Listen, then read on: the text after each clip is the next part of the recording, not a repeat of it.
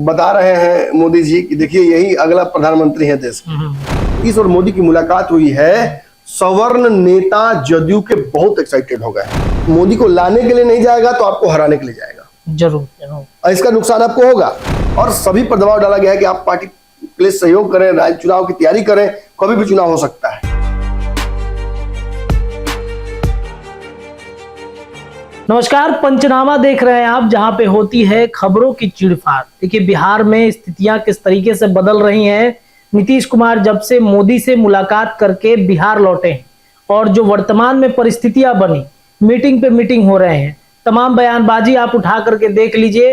इन बयानबाजी में ऐसा झलक रहा है कि वाकई में जदयू से लेकर बीजेपी के तमाम लोग चाहते हैं कि नीतीश कुमार फिर से चले जाए। आखिर क्या वजह है, इस विषय पर चर्चा करेंगे। लेकिन आज का हमारा जो टॉपिक है वो ये है कि नीतीश मोदी मुलाकात से जदयू में दो फाड़ हो चुका है। एमपी एमएलए दे रहे हैं एनडीए में जाने का दबाव। हमारे साथ हमारे संपादक हैं डॉक्टर नमन मिश्रा। इस खबर पर चीड़फाड़ करेंगे। सर, क्या लग रहा है, वाकई में दबाव डाला जा रहा है क्या नीतीश कुमार पर एक बार फिर से एनडीए में जाने के लिए? देखिए, नीतीश पर ये दबाव डालने वाला कोई पैदा तो नहीं हुआ है, लेकिन इतना जरूर आपको बता दूं कि नीतीश कुमार पर दबाव इस बात का है। अच्छा। जिस दिन उन्होंने सरकार गिराई थी बिहार में, उस दिन से उन पर नैतिक दबाव पड़ गया जी। भाई, आपने एक चयनित सरकार जनता की, जैसे 2017 में आपने गिराया था, उस तरीके से फिर आपने एक बार पलट दिया उस सरकार को, और फिर आप मुख्यमंत्री बनना चाहते हैं किसी ऐसे दल के सहयोग से जो जनता द्वारा रिजेक्टेड दल है, विपक्ष में बिठाने की उसकी बात हुई है, और आप सरकार तो बना लेते हैं। अब अगर सरकार में कुछ समस्याएं होती हैं तो उस समस्याओं को आपको घोर के पीना होगा, आप तो जाहिर नहीं कर सकते हैं।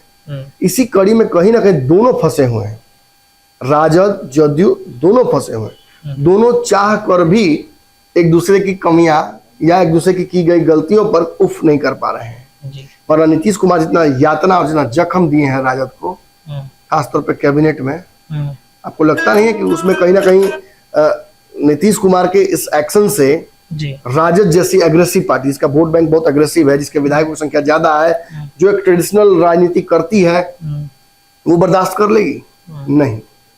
पहले सवर्ण कोटे के मंत्रियों की छुट्टी हुई, फिर आपने देखा कि कहीं ना कहीं जो मंत्री अभी एग्जिस्टिंग है, चंद्रशेखर हो शिक्षा मंत्री, आलोक मेहता हो गए, या तेजस्वी के डिपार्टमेंट की ही बात हो जो ट्रांसफर पोस्टिंग को रोका गया, ये तेजस्वी यादव के आगे की राजनीति के लिए घातक है।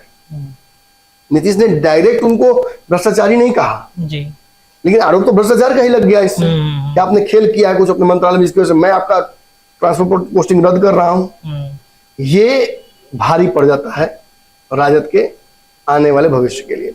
अब देखिए, राजद तो निश्चित तौर पर राजद के विधायक जानते हैं कि उनको जीतना किस समीकरण पर है, तो वो बहुत नीतीश कुमार के रहने न रहने से बहुत उनको चिंता नहीं है, उनको अपना वोट बैंक पता है। लेकिन सभी विधायक चाहते हैं कि उनको मंत्री बनाया जाए, उनको एक बड़ा पद मिले, जनता के लिए काम करने का मौका मिले, जनप्रतिनिधि बने तो मंत्री बने जी। लेकिन नीतीश कुमार के समीकरणों के आधार पर ही चयनित लोग ही बन पा रहे हैं मंत्री। दिक्कत ये है, और जो बन रहे हैं उन पर भी नीतीश अपने सेंतने वाले, जो सुनील सिंह कहते हैं बिस्कुमान वाले, एक आध पदाधिकारी को रख देते हैं ऊपर में, वो सेंत देते हैं मंत्री को। आप देख सकते हैं सभी मंत्री से तय हुए हैं। और इस उजबुझाहट से निकलेंगे कैसे? देखिए, इस उजबुझाहट से निकलने का एक ही रास्ता है कि तेजस्वी मुख्यमंत्री बन जाए। उसके लिए नीतीश कुमार ने जो शर्तें रखी हुई हैं वो शर्तें कभी पूरी होंगी नहीं। ना तो संयोजक बन रहे हैं, ना उनको विपक्ष का चेहरा बनाया जाएगा। तो नीतीश कुमार जब कुछ देबे नहीं कीजिएगा तो आप एक्सपेक्ट क्या कर रहे हैं नीतीश कुमार से रिटर्न? जब भाजपा ने उनको इतना विधायक होते हुए मुख्यमंत्री बनाया तो उन्होंने भाजपा को तो कुछ दिया ही नहीं। जाओ निकलो सत्ता से बाहर, क्यों हमको मुख्यमंत्री बनाया? हम नहीं बनना चाहते थे। और अगर यही काम राजद के साथ भी वो करते हैं तो बहुत बड़ा इसमें कोई माने अचंभित करने वाली बात नहीं होगी। वर्तमान परिदृश्य में पॉलिटिकली पॉसिबल नहीं लग रहा है नीतीश कुमार और मोदी का एक हो जाना। लेकिन इसका मतलब क्या मोदी नीतीश कुमार का और नीतीश मोदी का उपयोग नहीं करेंगे अपनी राजनीति चमकाने के लिए? जैसा कि मैंने गेम बढ़ाया में समझाया था, दोनों एक दूसरे की राजनीति उपयोग कर रहे हैं। जरूरी नहीं कि मोदी नीतीश को साथ लाने के लिए ही ये प्रयास कर रहे हैं, इंडिया गठबंधन को कमजोर करने के लिए भी कर रहे हैं। इंडिया गठबंधन में जो दल है उन दलों पर एक अतिरिक्त दबाव बनाने की कोशिश की जा रही है। सुन लो भैया, आपका नीतीश कुमार जो है संयोजक तथाकथित रूप से, वो तो मेरे साथ बहुत खुश है। देखिए तस्वीरें, आज ये वो तस्वीर वायरल हुई थी, गंदी लिखे हुए जो बाइडेन है और नीतीश कुमार मुझसे मुलाकात करवा रहे हैं, जो बाइडेन का मोदी जी लिखे हुए था कोई सार्कास्टिक उसके नीचे की बता रहे हैं मोदी जी कि देखिए यही अगला प्रधानमंत्री है देश के। तो कोई कह रहा है कि मैंने यह अगला प्रधानमंत्री है देश के कि अगला राष्ट्रपति है अमेरिका के, ये बताने के लिए तो जो भी हो, मतलब कहने का मतलब ये बहुत हल्की बात हो जाती है और इसकी वजह से राजनीतिक माहौल जो है इंडिया का वो गड़बड़ा जाता है, लड़खड़ा जाता है, चरमरा जाता है। अब सीधे तौर पर तो कोई मानेगा नहीं, लेकिन कांग्रेस की नाराजगी क्या कहती है, कांग्रेस के नेताओं का बयान क्या कहता है, 2 दिन तक लगातार बैठक करना राजद का क्या कहता है। वो कहेंगे राजद तो पहले से मीटिंग बैठाई हुई थी, तो मीटिंग में एजेंडा तो हमको ही पता क्या है, अब वो एजेंडा हम नहीं बताएंगे। लास्ट मोमेंट में एजेंडा मीटिंग का बदला ना, सत्य जी आप भी ये बात जानते हैं, हम नहीं बोल सकते ये बात, हम जानते हैं कि क्या चल रहा है, कैसे विधायक खोले हुए हैं, मंत्रियों पर कौन सा दबाव डाला गया है राजद कोटे के, आर्थिक दबाव में से पार्टी जूझ रही है और सभी पर दबाव डाला गया है कि आप पार्टी के लिए सहयोग करें, राज्य चुनाव की तैयारी करें, कभी भी चुनाव हो सकता है। इसका मतलब क्या है, राजद अगर चुनावी तैयारियों में लग गई है इसका मतलब क्या है, राजद को लग रहा है कि नीतीश धोखा दे सकते हैं। बैठक भी हुआ है, तेजस्वी यादव ने सबको बुलाया भी था, नीतीश ने भी बुलाया। ये एक महत्व, ये अब आप दूर से बैठ के अगर सोचते हैं कि हम यहाँ बैठ के घास गड़ रहे हैं, हमको कुछ नहीं हो जाता है, तो आप इस चैनल पे है क्यों। मैं नए दर्शकों को अपने चैनल पे खूब स्वागत करता हूँ, लेकिन राजनीतिक रूप से परिपक्व जो लोग हैं उनके लिए ही ये पंचनामा है, ये सब के लिए नहीं है। मुझे पंचनामा पे 2 मिलियन 5 मिलियन व्यू नहीं चाहिए, ये डेली का डोज है कुछ लोगों के लिए जिनकी राजनीतिक खुराक नहीं अगर दिन की खेप मिलेगी तो वो अलबला जाएंगे, नशा की तरह है। हम सभी राजनीतिक रूप से बहुत परिपक्व लोग हैं और हमें राजनीतिक केवल ऊपर ऊपर की नहीं चाहिए, हमें अंदर की चाहिए, क्या चल रहा है अंडर करंट में। आपको लगता है कि इंडिया गठबंधन जो बना है और सनातन पर जो हमला किया जा रहा है, तो क्या सवर्णों में एक अंडर करंट गुस्सा नहीं होगा, इसका असर नहीं होगा। सवर्ण के सवर्ण में कहावत है कि सवर्ण जब वोट करने नहीं जाता है अपने घर की महिलाओं को नहीं भेजता है, नाराज कीजिएगा तो नहीं जाएगा। अगर मोदी को लाने के लिए नहीं जाएगा तो आपको हराने के लिए जाएगा, जरूर। और इसका नुकसान आपको होगा, आप समझ रहे हैं। आप बार बार जो बयान दे रहे हैं इसकी वजह से सवर्ण नेताओं की नाराजगी आपके पार्टी की भी बढ़ी हुई है। और मैं देखिए राजद की बात नहीं करूंगा, राजद के सवर्ण नेता जानते हैं, एक विधायक तो मुझसे व्यक्तिगत तौर पर 2 साल पहले बोल चुके हैं, अब इतना ही नाम नहीं बताएंगे, इतना बताते हैं कि शाहबाद क्षेत्र के हैं, उन्होंने ये तक मुझसे व्यक्तिगत तौर पर कह दिया था कि भाई मैं अगर क्षेत्र में जाऊंगा, समन समाज के हैं, मैं क्षेत्र में जाऊंगा अगर वोट मांगने के लिए तो हो सकता है मैं चुनाव हार जाऊं, मैं पटना में बैठे रहूंगा चुनाव ना तो मैं चुनाव जीत जाऊंगा। मैंने इतना भाजपा से डर है और नफरत है कि राजद के कैंडिडेट को लोग जाके वोट कर देंगे, पिछड़ा मुस्लिम ये यादव समीकरण ये उनको वोट करेगा घर बैठे बैठे, सोच लीजिए। तो ये क्या साबित करता है कि राजद को बहुत फर्क नहीं पड़ता है, लेकिन जदयू को 17 में से 16 सांसद मोदी के साथ थे तब जीत के आए थे, विधायक जितने हैं सब मोदी के साथ जीत कर आए थे। आपकी पार्टी की स्थिति आपके विधायकों की संख्या से भी नीचे है, सच्चाई यही है, ये जान लीजिए।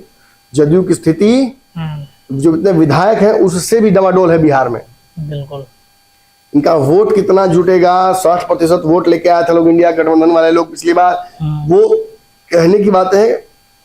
चुनाव जब सामने होता है और जनता जब सामने देखती है तो वो देखती है कि मोदी ने देश कैसे चलाया, कांग्रेस के जमाने में कैसे चलता था, और इसमें नैरेटिव बहुत भारी पड़ जाता है। कैसे भाई, जो मीडिया में दिख रहा है G20 जैसी चीजें, वैश्विक लोग नेता आकर आपके देश में घूम कर गए, एक भी गलत काम नहीं हुआ, विरोध करने का एक मौका नहीं मिला, राष्ट्रपति भी मौजूद थी इस बार, यहाँ आप नहीं कर सकते कि विपक्षी के दल जो बने थे उनमें वो भी चले गए, नेताओं को बुला लिया गया। तो ये क्या साबित करता है कि मोदी जहां कुछ जगहों पर अनपॉपुलर है वहीं कई जगहों पर इतना पॉपुलर है कि उनके समकक्ष को दूर दूर तक नहीं दिख रहा है। ये बात बोलने में किसी भी मीडिया घराने को या किसी पत्रकार को हिचकना नहीं चाहिए, सच सच होता है। ये कह देने से कि मोदी बहुत आगे है इनसे रेस में, मैं मोदी सपोर्टर नहीं हो जाता हूँ, मैं गोदी तथाकथित रूप से मीडिया नहीं हो जाता हूँ। ये यथार्थ है और यथार्थ जानने वाले ही आगे का दिशा निर्देश दे सकते हैं राजनीति में। जी बिल्कुल। अब बात जान लेते हैं नीतीश और मोदी की मुलाकात से क्या हुआ। जी जी। देखिए, नीतीश और मोदी की मुलाकात से पहले ही पार्टी के कई नेताओं पर दबाव इस बात का है। राजद के साथ नीतीश कुमार आए हैं तो कई लोगों की छुट्टी कर दी गई, इसलिए कि राजद के साथ उनकी ट्यूनिंग सही नहीं है। पिछड़ा, अति पिछड़ा दलित वोट बैंक में उन सवर्णों की आवश्यकता नहीं है। कौन कौन है नाम मैं नहीं लूंगा। एक आदमी का कल कार्यक्रम भी था, एक आदमी का फोन लगाई लगेगा नहीं। ये क्या साबित कर रहा है? ये साबित ये कर रहा है कि सवर्ण जो नेता है जदयू के, उनको रास्ता बहुत दिख नहीं रहा है। अब ललन सिंह की बात यह है कि ललन सिंह कहीं ना कहीं नीतीश कुमार के बहुत करीबी हैं जी। और ललन सिंह सवर्ण है कि नहीं, इससे फर्क नहीं पड़ता है। ललन सिंह का चांदी हमेशा रहेगा जब तक नीतीश के साथ रहेंगे। दिक्कत किसको होती है? जो सवर्ण नेता हाशिए पे चले गए हैं पार्टी में। काहे कि राजद के साथ आने की ज्यादा संभावना नहीं है। ये यही नहीं है, ये वहां भी है। वहां भी श्याम रजक सरीखे कई नेता हैं, अब्दुल भाई सिद्दीकी हैं, जिनका कहीं कुछ नहीं पूछा। तो ये दो दलों के साथ आने का जो बाई प्रोडक्ट है, जो नेगेटिव प्रोडक्ट है, वो है अवशेष, जिसको मिट्टी में दबा दिया जाता है। लेकिन हमारा काम ही है कि हम मिट्टी में दबी चीजों को बाहर निकाल देते हैं। राजनीति में हम मंथन कर देते हैं, और इस मंथन से यही निष्कर्ष निकला नीतीश और मोदी की मुलाकात के बाद से जदयू के सवर्ण नेताओं को बड़ी मैंने उनका एक्साइटेड हो गए हैं। कई लोगों से मैं नाम ये नहीं लूंगा, हाथ जोड़ के बोलो, नाम नहीं ले सकता हूँ। कई लोगों से मेरी बात हुई है। आप जिस कुर्सी पर बैठे उस कुर्सी पर भी बैठकर लोगों ने बात किया है, वहां बाबा जहाँ बैठते हैं वहां भी बैठ कर लोगों ने बात किया मुझसे, और कई लोगों से फोन पर भी बात हुआ है, व्हाट्सएप पर। फोन पर बात हो तो रिकॉर्डिंग में होता है आजकल, व्हाट्सएप पर कई सभाओं में भी बैठने का मौका मिला। मैं यही नोटिस कर रहा हूँ कि जब से नीतीश और मोदी की मुलाकात हुई है, सवर्ण नेता जदयू के बहुत एक्साइटेड हो गए हैं। और केवल सवर्ण नेता ही नहीं, कुछ तो ऐसे नेता है जो कि सवर्ण नहीं है लेकिन वो भी एक्साइटेड है। और उसका कारण क्या है जी? उनका लाभ क्या हो सकता है उनसे? उसका लाभ क्या हो सकता है? उसका लाभ ये हो सकता है कि नीतीश अगर भाजपा के साथ चले जाए तो उनकी पूछ भी बढ़ जाएगी, क्योंकि सवर्णों का बड़ा वोट बैंक है, उनको जीतने में भी आसानी होगी, और कहीं ना कहीं राजनीतिक रूप से उनका जो राजनीति है वो बचा भी रह सकता है। ये एक बड़ा कारण है। इससे यही होता है कि दोनों जो दो गुट ऑटोमेटिकली रहते हैं। एक ललन सिंह के साथ जो चला गया, जिसको राजद के साथ रहने समय मलाई मिल रहा है, वो नीतीश कुमार से प्रदत्त ताकत के माध्यम से अपनी जो राजनीतिक हस्ती है वो बढ़ा पा रहा है। दूसरा है जो हाशिए पे चला गया है। अब कल जो कार्यक्रम किए थे संजय सिंह, उनका भी उसमें नाम है, जय कुमार सिंह है, कई पुराने नेता हैं। एक तरह से कहा जा सकता है कि कंटेंशन में तो है अशोक चौधरी भी, लेकिन इनका भी बहुत दिन दुनिया ठीक नहीं चल रहा है। तो इन नेताओं को लगता है कि भाजपा के साथ चले जाए ना, तो क्या बात है, मेरा चांदी हो जाए, वोट मिल जाए, कहीं चुनाव जीत जाए मोदी के नाम पर, ये इनको लग रहा है।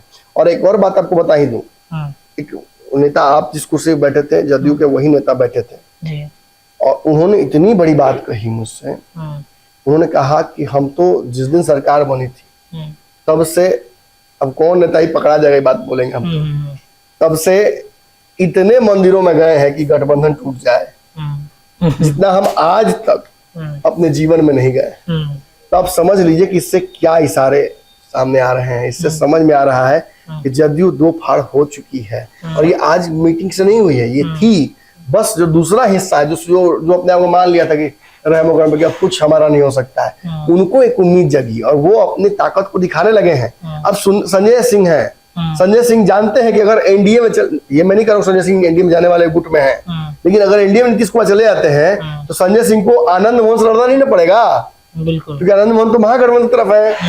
ये एक बड़ी बात है। और ऐसे ही कई नेता है जिनको जो स्वाभाविक लड़ाई से अपने आप को बचाना चाह रहे हैं। अच्छा, एक प्रश्न, अंतिम प्रश्न रहेगा हमारा कि आरजेडी के लोगों में भी तो कहीं ना कहीं खुशियां होंगी कि भाई एगो पिंड छूटा, जो दबाव हमारे ऊपर पड़ रहा है उस दबाव से कम हम साइड हो जाएंगे। राजद को तो घाटा ही ना होगा।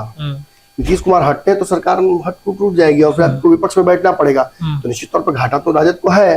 तो राजद के वो नेता भी जो नीतीश को नहीं पसंद करते हैं वो इसीलिए चुप है।